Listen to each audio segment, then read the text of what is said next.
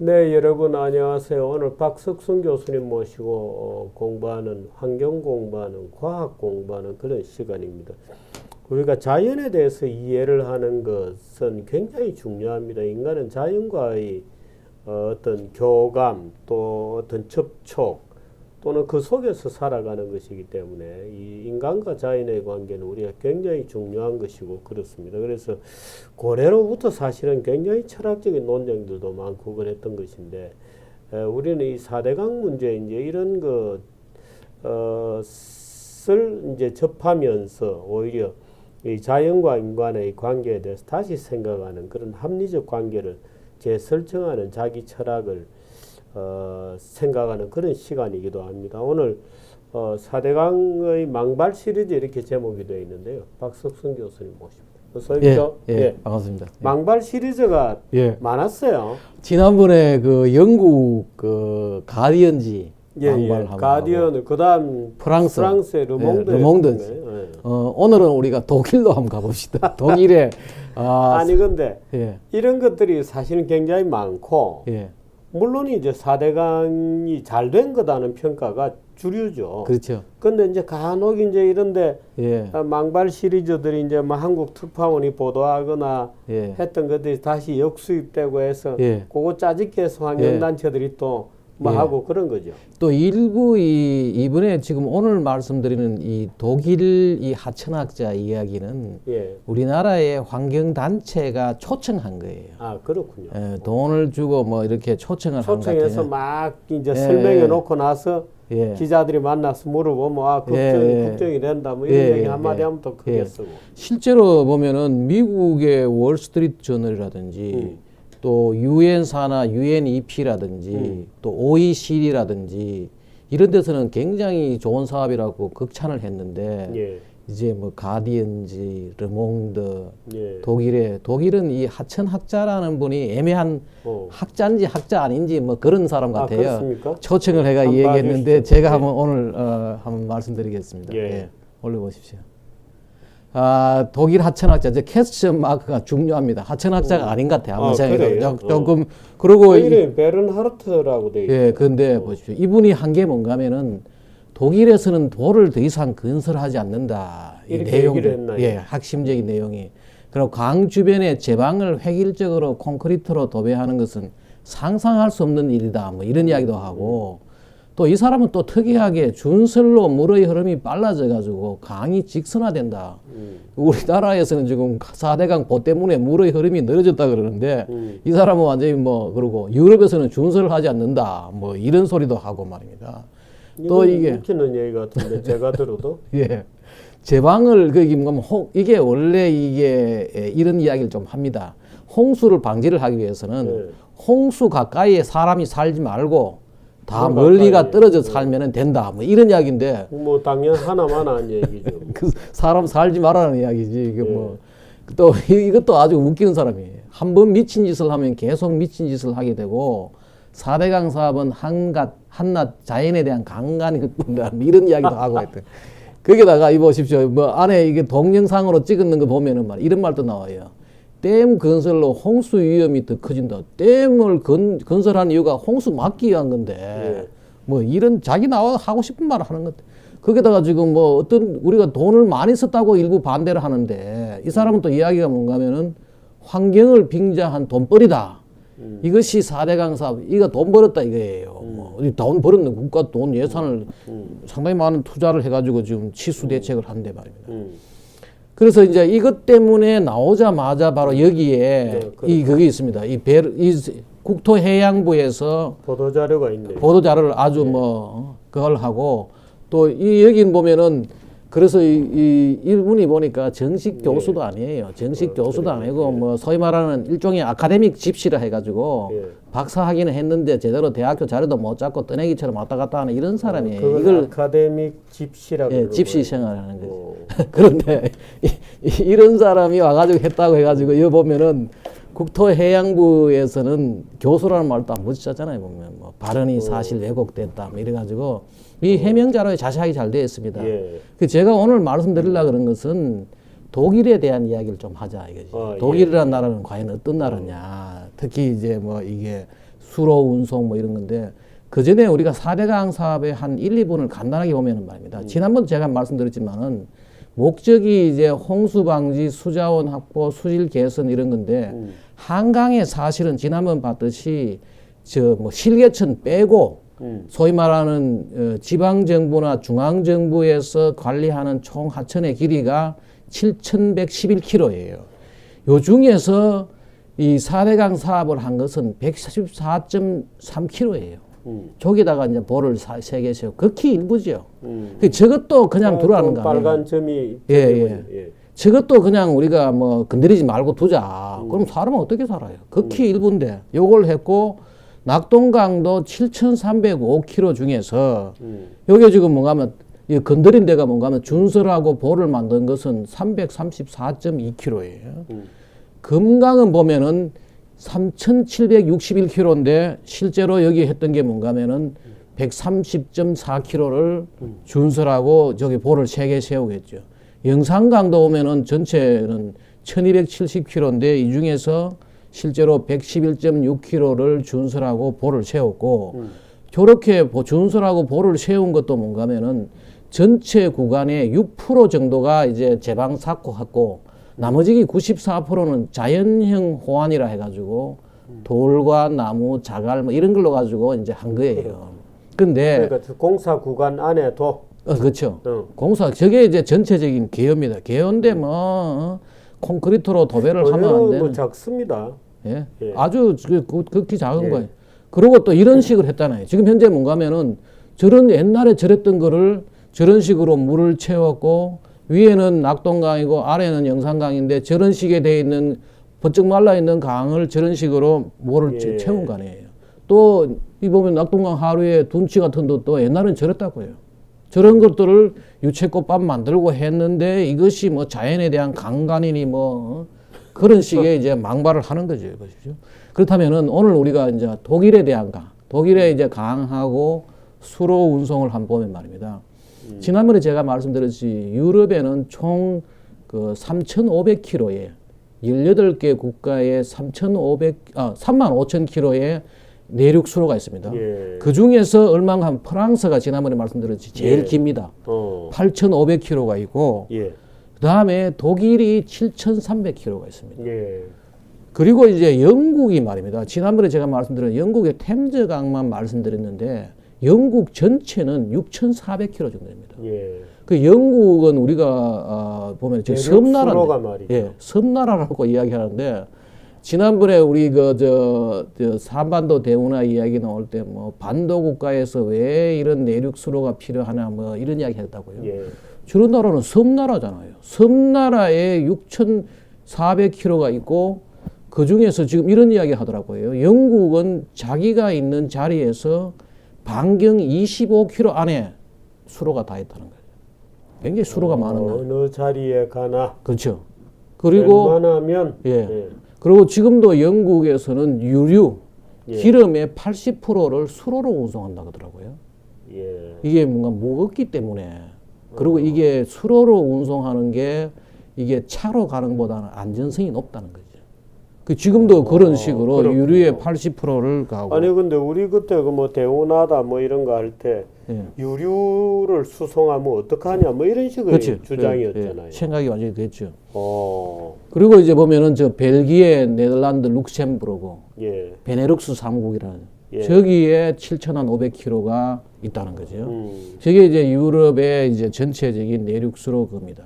개요군요. 네덜란드 같은 데 보면은 지금 계속해서 내륙 수로에 대한 운송이 증가하고 있어요. 증가하고 있고 또 네덜란드 역시 물류의 40%는 수로를 하고 있다는 거죠. 그게 이제 뒤에 다시 한번 말씀드렸지만은 트럭 운송이 교통사고 문제라든지 기름 문제라든지 이런 것 때문에 이제 그렇습니다. 그렇다면 우리가 독일의 내륙수로를 한번 보면은 이게 독일의 내륙수로입니다. 내륙수로를 인랜드 워터웨이라고 하는군요. 근데 이 내륙수로를 우리가 흔히 이제 오해를 하는데 운하라는 말하고 또 내륙수로는 말은 또 달라요. 아, 그렇습니까? 이 내륙수로가 우리 크게 말입니다. 세 가지입니다. 내추럴 인랜드 워터웨이라 해가지고 자연수로. 그냥 아무 준설도 안 하고 보도 없이 다니는 거. 그게 이제 자연수로고 옛날에는 우리나라의 옛날 조선시대의 낙동강, 조선시대의 한강이 다 뭔가면은 내추럴 워터웨이죠. 그 부산에서부터 안동까지 배가 들어갔다는 거 아니에요. 그런 게 일종의 이제 자연수로고 또 하나가 이제 레귤레이티드 워터웨이 조절수로죠. 예. 조절수로가 바로 뭔가 볼을 만들어 가지고 지금 다 이렇게 하고 있는 거죠. 세 번째가 뭐냐? 바로 커넬이란 거예요. 커넬은 뭔가 하면 생땅을 판 거죠. 독일에 좋으면은 저렇게 빨간색이 있고 파란색이 있죠. 예. 빨간색은 원래 자연하천이고 파란색은 완전히 생땅을 판 거예요. 저게. 예. 저게 운하라고 해요. 그 우리가 보면은 독일에 이게 지도인데 독일에 여기 보면 지도에 강이 있잖아요. 이렇게. 예. 저게 전부 다 뭔가 자연 강이죠. 근데 저쪽에 왼쪽에 있는 저거는 파란 저거는 보면은 없는 강이잖아요. 완전히 판 거예요, 저게. 하노버에서 베를린 가는 예. 그 가로 파란 거는 다 수로군요. 수로죠. 마그덴부르고 저런 건 예. 강들을 사이를 다 연결을 연결했는 거죠. 예. 저렇게 저렇게 연결을 하고 이게 뭔가 하면은 그 유명한 RMD 운하입니다. 이게 뭔가 하면 1992년도에 라인, 마인, 도나우 이게 이제 연결된 요걸 뒤에 제가 조금 더 말씀드리겠습니다. 예. 이 최근에 했고 여러 가지 아주 그 세계적인 주목을 받고 있는 그런 거죠. 이런 식으로 이제 거의 세 가지. 그 독일에는 상당히 많은 게 뭔가 하면 자연수로보다도 저런 것도 많죠. 운하도 많은 거죠. 생땅 파가지고 저런 식으로. 예. 그런데 이 사람이 뭔가 하면은 강 주변을 뭐 획일적으로 콘크리트로 뭐 도배하는 것은 상상. 이거 보십시오. 이게 저 독일입니다. 저 아주 재밌는 그림이 뭔가 하면은 강 위에 강을 저게 이제 마그덴부르그 브리지라 해가지고 강 위에다가 강을 돌아가지고 위에 밑에 강이 흐르고 있는데 위에 강을 그렇죠. 다시 만들었군요. 예 밑에는 강이고 위에는 이제 생땅을 판 운하죠. 맨 왼쪽 지금 얘기하는 그렇죠. 거죠. 가운데 보십시오. 가운데는 보면 근데 아래는 저런 수차가 있군요. 그렇죠. 낙차가 꽤한몇 메다 되지 싶은데. 그렇죠. 그런 식으로 물을 이제 설계를 해가지고 만드는 거죠. 마치 이건 뭐 고속도로 닦듯이 닦았어요. 그야말로 고속도로. 수로를 닦았군요. 예. 저것도 보십시오. 저거는 밑에 오면은 도로가 완전히 로타리로 지나가고. 그렇군요. 예. 강이 말하자면 하늘에 지금 떠 있는 거고. 떠 있는 거죠. 허허. 옆에는 보면은 이게 항구 아니에요. 항구 이런 식으로. 그런데 뭐 저거 다 콘크리트지 저게 뭐로 했습니까? 저게 콘크리트 상상을 못 한다고 자기 나라. 이거 보십시오. 이게 이제 에센 항구 이게 좀 내륙 항입니다. 예. 뉘렌베르그, 마인츠 이 전부 다 콘크리트로 다 저게 뭐 파고 했던 거라고요. 예. 그런데 여 가지고 말입니다. 마치 우리나라 사람은 뭐 독일 구경도 못한 사람으로 생각을 해가지고 이런 식으로 이제 망발을 하는 거죠. 오늘 제가 이제 조금 말씀드리는 게 바로 RMD 운하라예요. 1992년도에 있는데 여기 보면은 뉘른베르크를 지나가는군요. 예 마인츠 옆에 저게 라인강이 흘러가는 데고 예, 빨간 거. 예 저기가 그 다음에 마인강 그 다음에 도나우강 이 마인강하고 도나우강은 연결되지 않았다고요. 예. 근데 이걸 연결한 거지 이런 식으로. 예, 이런 식으로 연결했는데 왜 이 사람들이 그러면 지난 92년도에 이걸 연결했느냐? 이걸 보면은 우리가 놀랍게도 이 독일이라는 나라가 굉장히 야심이 큰 나라예요. 왜 그런가 하니까 이 독일이 통일을 90년도 했잖아요. 그죠? 예. 89년도 베를린 장벽이 무너지고 90년도 통일을 해가지고 국가가 성장을 하고 하려고 그러니까 뭐 해야 되느냐? 저걸 연결하면 어디까지 가는가 하면 흑해까지 가는 거죠. 그 흑해까지 가고 이 흑해가 어마어마한 방대한 자원과 시장이 있다는 걸 이 사람들이 아는 거죠. 예. 이런 아이디어는 원래 그전부터 있었다고요. 있었고 그러니까 독일 저길 연결해서 로젠부르크 도나우로 해서 흑해로 빠지는 거예요. 예, 흑해로 빠지고 저 흑해 봐십시오. 흑해 주변에 뭐 여러 나라 동유럽이 있고 중앙아시아도 있고 러시아 봐요. 우크라이나 뭐 터키까지 다 이렇게 연결되는 거예요. 그 저기에 석유도 있고 예. 자원과 시장이 있는 거죠. 그 저기를 연결하면 말입니다. 근데 이게 독특한 게 보십시오. 이 독일의 지도인데 지금 남쪽은 알프스를 향해서 산악으로 융기해 있죠. 예. 지금 그 RMD 운하를 판 데가 어떠냐? 여기 산악입니다. 하하, 그렇군요. 어마어마한 산악을 뚫어가지고 음. 저거를 저쪽으로 가려고 한 거죠. 그래서 여기다가 낙차군요. 예, 이걸 이제 볼을 여기다가 16개, 171km의 16개의 볼을 만든 거죠. 아니 근데 아까 그 독일에서 왔다는 베른하르트는 저 나라 이런 걸 모르나요? 모르겠어요. 모르는 모양이죠. 거의- 아니 남의 나라 와서 거짓말이나 떠벌리고 우리나라 환경단체가 어디가 초청인 모양이죠. 거의 뭐 이상한 아카데믹 집시 하나 불러온 거지. 뭐. 그래도 된 것 같아요. 그러니까 이게 해발 406입니다. 예. 그 우리나라의 경부 운하를 하려고 계획했을 때는 110m밖에 안 되거든요. 넘어오는데. 거기 보면 아니 엄청난 거예요. 처음에 운하 계획을 할 때. 4대강 대운하로 할 때 예. 낙차 높이가 예. 100m밖에 안 됐습니까? 110몇 메터 정도 되었을 겁니다. 그 여에 비하면 엄청난 낮은 거죠. 그렇군요. 그 우리가 산 꼭대기는 높지만은 그 계곡으로 넘어오잖아요. 근데 저기 보면은 저 높은 데를 독일 사람들이 저거를 넘어야 되겠다 생각을 한 거죠. 하하. 그 저거를 이제 성공을 한 거죠, 저게. 야, 400m나 되는군요. 예, 저걸 넘어가지고 갔는데, 근데 나는 이걸 보면서 참, 야, 놀라운 생각이 200년 전에도 예. 있었던 거죠. 누구냐 하면은 말입니다. 200년 전에 같은 생각을 한 사람이 누군가 하면은 미국의 조지 워싱턴 초대 대통령. 예. 이 사람이 무슨 생각을 했는가 하면 보십시오. 그 당시에 이제 미국의 13개 주가 동부에 예. 독립을 했잖아요. 그런데 저기에 에팔라치안 산맥 때문에 서쪽으로 못 갔는 거죠. 근데 이 사람 생각은 이거예요. 이 아메리카 대륙에 보고는 어딨냐? 미드웨스트라는 거죠. 서부 대평원이야말로 아메리카 대륙의 보물이다. 근데 이 보물인데 이 서부 대평원은 아팔라치아 산맥으로 언젠가는 다른 나라가 될 것이다. 그렇게 걱정을 한 거군요. 그렇죠.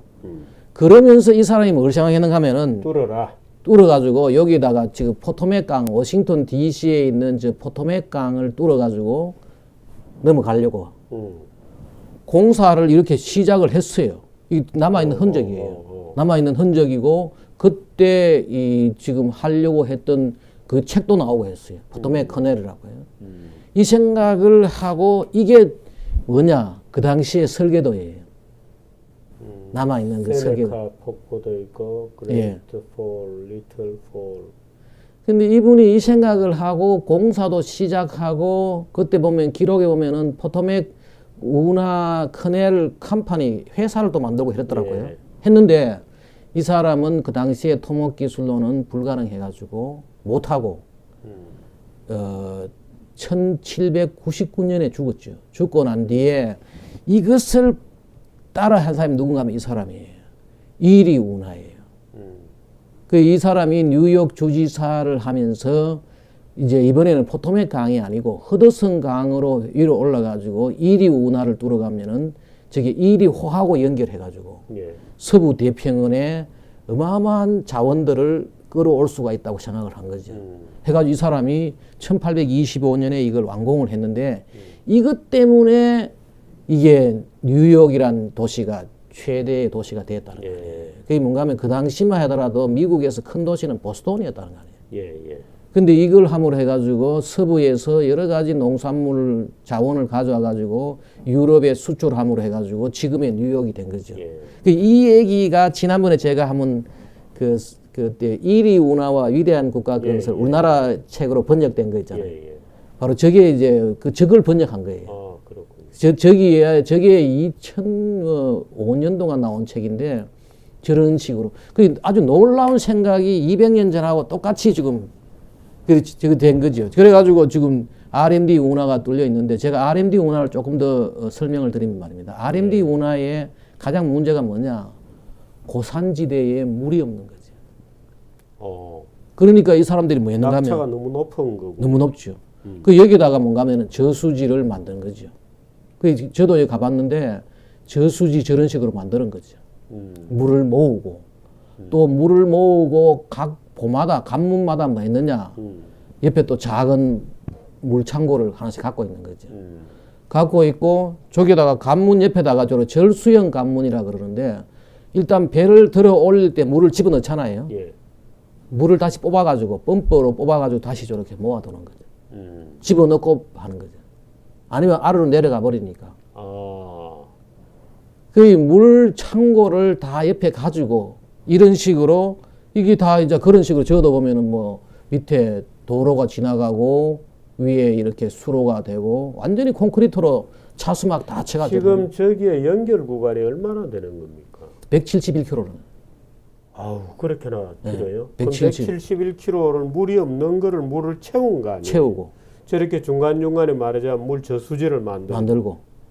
아, 우리나라 그때 대운하라고 할 때 예. 그거는 얼마나 됩니까? 우리나라는 그 연결 구간은 저도 정확하게 지금 수치는 기억 못 하겠는데 100km 다 낼 거예요. 얼마 안 되죠. 안 되고 그때만 해도 그 높이도 100m밖에 안 되고 그렇죠. 저건 400m. 예. 그리고 그때 지금 뭐야 충주호에 물이 있기 때문에 예. 우리나라는 이것보다는 훨씬 쉬웠죠.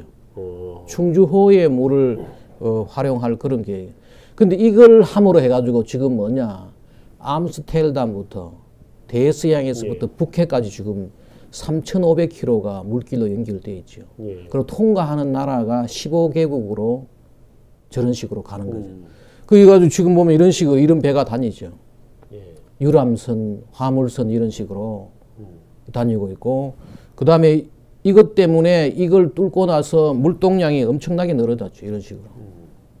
그 독일로서는 상당한 그 성공을 한 거죠. 그렇군요. 저기에 흑해에 석유가 나고 뭐 하면은 다 저런 식으로 이제 가져오는 거죠. 저런 식으로 되는 거죠. 근데 이 유럽연합이 말입니다. 우리는 생각할 때 지금 우리나라도 지난번에 이 운하를 못했던 이유가 이제 환경 이유로 뭐 환경단체가 반대한다. 뭐 이게 주였거든요. 그 실제로 유럽 같은 데는 수로 운송을 환경 때문에 장려를 한다는 거 아니에요. 보십시오. 저기 보면은 배가 한 대가 움직일 수 있는 저 트럭 숫자가 말입니다. 작은 거는 14대부터 해가지고 많은 거는 보십시오. 470대 분을 배 한 대가 싣고 다니는 거예요. 허허. 엄청나죠. 저런 식으로 쓰고 거기다가 저 아래 저 밑에 보면은 배로 가면은 500km 갈 수 있는 거를 트럭으로 가면은 100km밖에 못 간다. 그렇군요. 기차가 333km. 그렇죠. 그러니까 5리터의 연료로 예. 예. 갈 수 있는 거리 배가 500km. 예. 아, 그렇군요. 저기 에너지 효율이 엄청 뛰어나고 이런 식이 되죠. 보십시오. 여기 보면은 저게 이제 화물선 저런 식으로 가고 저기 보십시오. 우리가 지금 울산에서 차 만들어 가지고 서울까지 올 때 예. 8대 싣고 온다고 해요. 트럭 한 대에. 예. 그 지금 300대씩 싣고 온다는 거 아니에요. 저래 가지고. 대신 천천히 오죠. 아니 우리 고속도로에 보면은 뭐 8대 실은 트레일러들이 예. 왔다 갔다 하죠. 예. 그리고 유럽 같은 데는 나중에 저도 알아보니까 사고의 위험이 크기 때문에 될 수 있으면은 고속도로에 있는 화물은 수로나 철로로 간다는 거예요. 그리고 제가 미국에 있을 때도 그랬죠. 고속도로에서 일어난 사고의 30%는 트럭이 관계됐고, 트럭에서 트럭 사고의 50%는 사망 사고로 이어진다고요. 그 고속도로를 달릴 때 굉장히 조심해야 되는 게 트럭이라는 거 아니에요. 이게 사고의 위험이 굉장히 높은 거죠. 그것 때문에 이제 저렇게 주로 한다는 거죠. 그거 말고 이제 에너지 절약이고 온실가스가 줄고, 그 다음에 우리가 우리 그 4대강 반대하는 세력에 무슨 트럭 회사나 뭐 이런 것도 관련이 되어 있었나요? 모르겠어요. 그건 없는 것 같은데. 예. 지금 하여튼 근데 우리가 흔히 도로는 차만 다니지만은 저 사람들 생각은 뭔가 하면 수로는 운송도 하고 동시에 뭔가 하면은 물도 가고 수자원도 확보하고 치수도 하고 이런 생각을 하는 거죠. 예. 그래서 이제 저쪽에서는 보십시오. 그래가지고 유럽 연합에는 그 모달 시프트 프로젝트라 해가지고 움직이는 이 생각을 바꾸자 뭐 이런 생각이에요. 그래가지고 왜냐하면은 환경 문제하고 저게 또 대기 오염이 심하잖아요. 자동차 같은 데서. 그 다음에 이제 뭐 소음 문제, 타이어 마모 문제, 뭐 이런 문제들. 철도도 좋은 교통수단인데 철도의 근본적인 문제는 저거라는 게 소음과 진동이라는 거죠. 철도는 지금도 극복할 수 없는 하나의 큰 문제가 뭔가 하면은 소음과 진동 때문에 그런데 저거는 이제 그런 문제가 없고 또 자연 수로를 이용하니까 토지 비용도 별로 안 들고 하니까 이제 저걸 하는 거지. 특히 이제 사고 그래가지고 유럽 연합에서는 저런 걸 했다니까요. 마르코 폴로 플랜이라 해가지고 수로를 복원하고 과거에 있던 수로 복원 뭐 수로 운송 장려 프로그램 플라티나 해가지고 무슨 그걸 지금 연구하는 프로젝트 이런 것들도 지금 상당히 장려하고 있는 거죠. 또 하나 재밌는 거는 저게 이제 RMD 운하를 뚫고 저게 83년도는 뚫기 전이에요. 뚫기 전이고 뚫고 나서는 보니까 도시가 이렇게 커지는 거죠.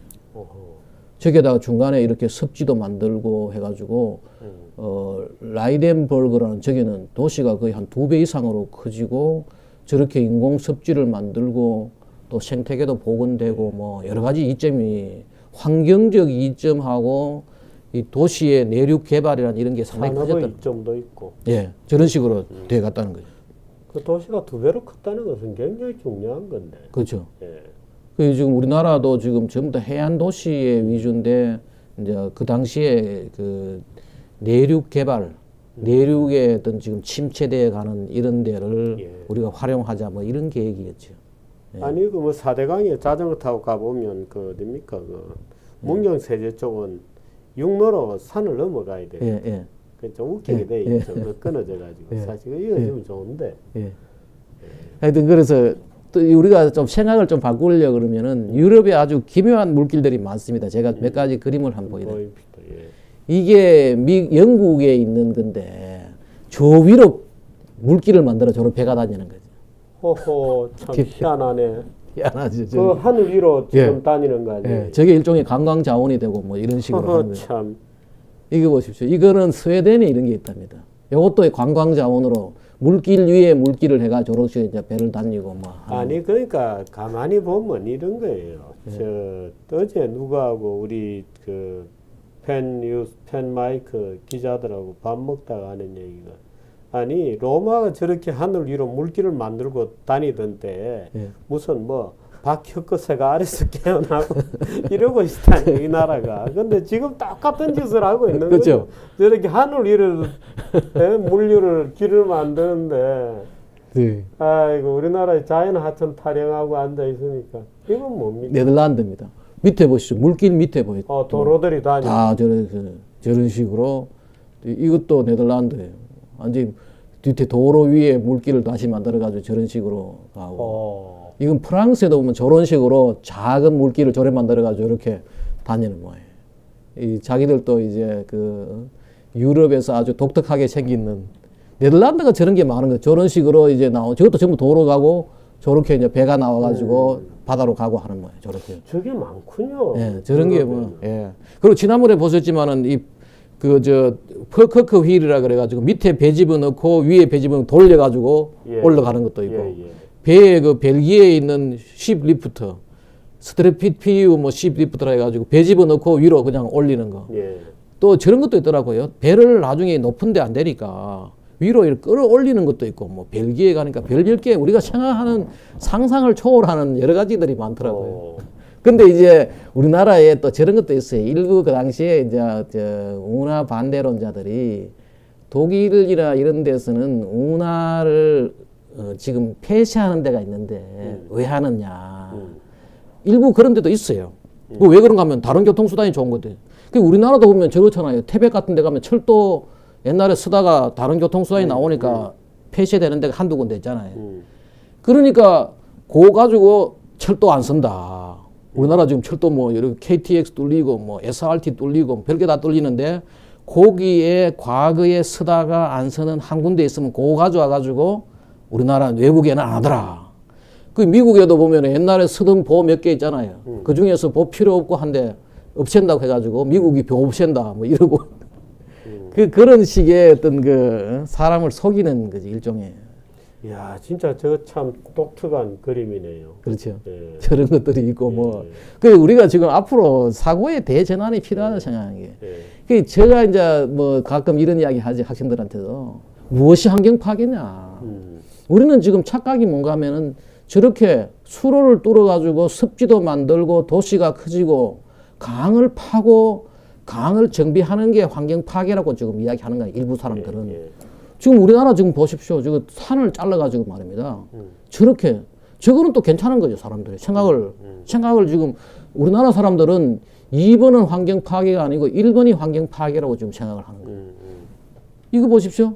이게 얼마 전에 나왔던 도로인데 우리나라가 도로 때문에 굉장히 많은 산이 파괴. 지금 절개지가 100만 군데라는 거예요. 전국에. 도로 때문에.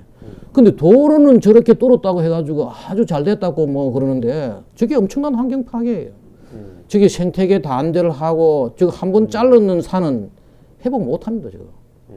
근데 이 강 파가지고 이렇게 배단이나 그러면 이게 환경 파괴라고 난리를 친 거라고요. 제가 그 옛날에 이런 이야기를 좀 하니까 역사하시는 분이 나한테 이런 자료를 주더라고요. 옛날에 우리나라에 이런 일이 있었대요. 옛날에 우리 고조선 때 수레바퀴를 섞는 거죠.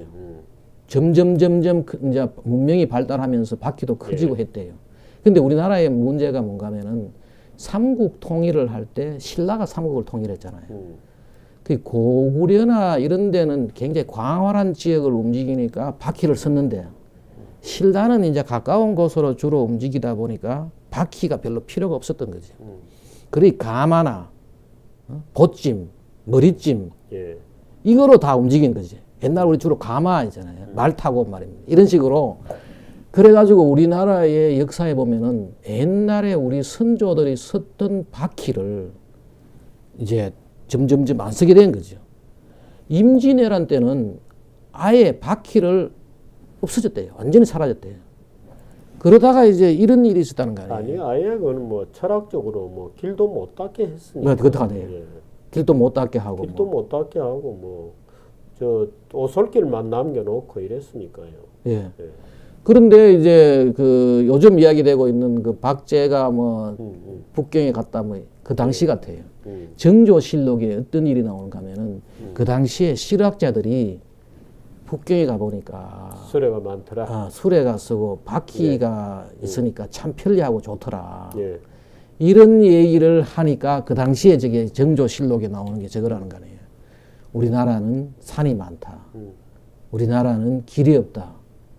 우리나라는 소와 말이 희소하기 때문에 바퀴를 쓸 필요가 없다. 반대했다는 거 아니에요. 예.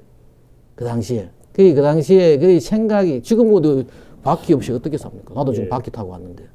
그렇죠. 이게 지금 이 생각을 그래서 우리가 앞으로 선진국이 되려 그러면은 이 사고의 전환이 필요하다는 거예요. 근데 지금 왼쪽 아래에 있는 저 고속도로 뚫는 것에 비하면 확실히 자연 수로를 잘 저렇게 있는 물길을 그렇죠.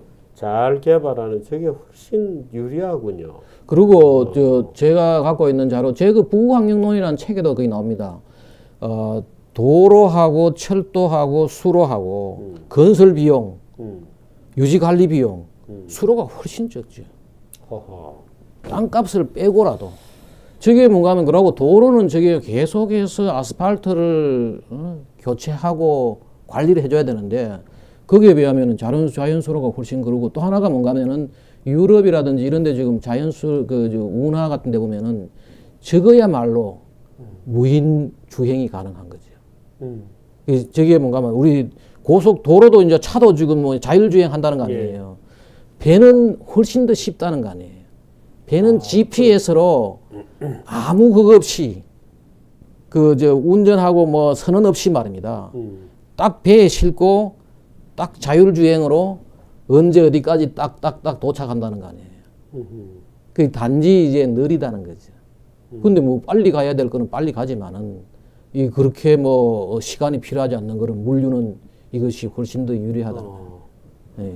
지금 외국에서는 거의 이제 자율주행. 그리고 미국도 제가 기회 되면 하면 그 미국의 내륙수로를 보면은 말입니다. 미국은 저걸 중요시하더라고요. 군사적인 목적을 이야기하더라고요. 왜냐하니까 미시시피 강이라든지 미국의 내륙수로의 중요성 중에 하나가 뭔가 하면은 군사적인 목적이다. 왜냐하면은 대형 무기를 도로나 철도로는 운송이 불가능한 거죠.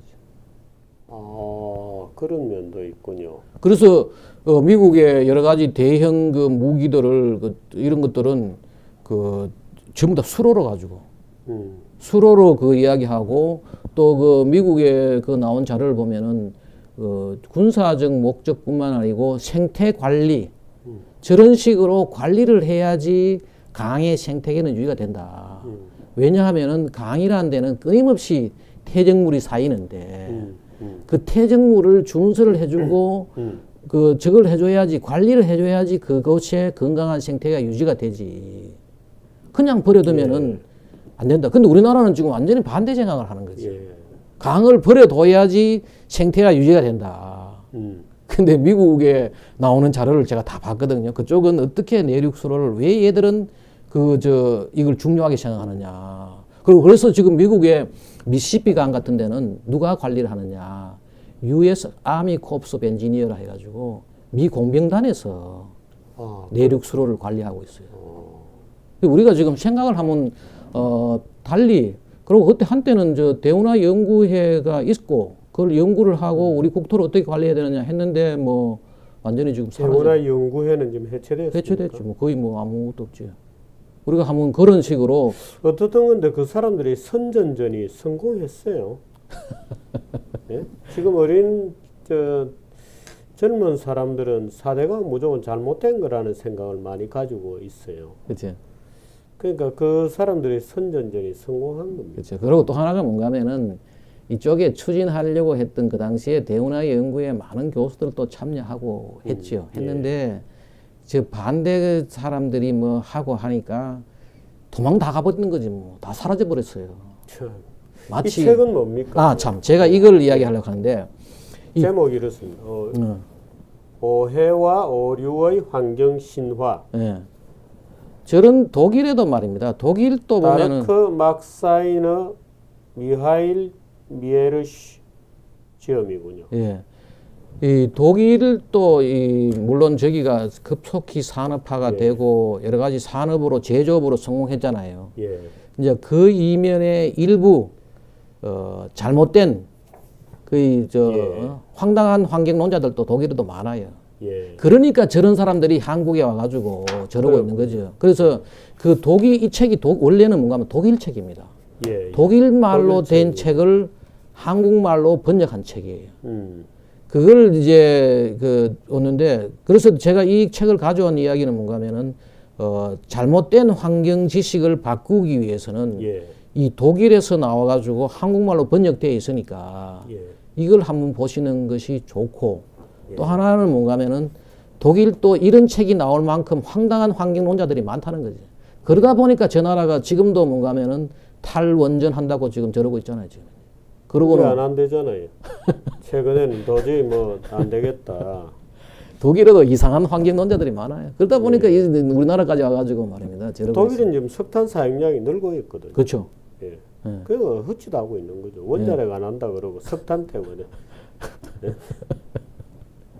오해와 오류의 환경 신화 이 책입니다. 제가 그 부국 환경론 쓸 때 이 자료를 많이 인용을 했습니다. 예, 그러시군요. 아주 좋은 책 같아요, 제가 볼 때는. 그렇군요. 예. 그린피스가 거짓말을 해왔다, 뭐 이렇게. 근데 나는 참 신기한 게 그린피스가 프랑스 핵실험할 때는 그렇게 난리를 치던 그린피스가 북한 핵실험에는 왜 저리 조용한지 모르겠어요. 원래 좌익들은 그래요. 원래 좌익들은 그러니까 북한하고 싸워봤자 뭐 그 돈 나올 게 없잖아요. 아마 그럴 것 같네요. 북한하고 시비 걸어가지고 뭐 챙길 게 있겠습니까? 그린피스가 우리나라에 지부가 있더라고요. 지부가 있는데 그렇게 프랑스가 핵실험할 때는 엄청나게 반대를 했죠. 근데 우리 북한 할 때는 왜 가만히 있는지 말도 한마디 성명서도 한번 안 나오잖아요. 그럼 뭐 싸워봤자 나올 게 없으니까. 예,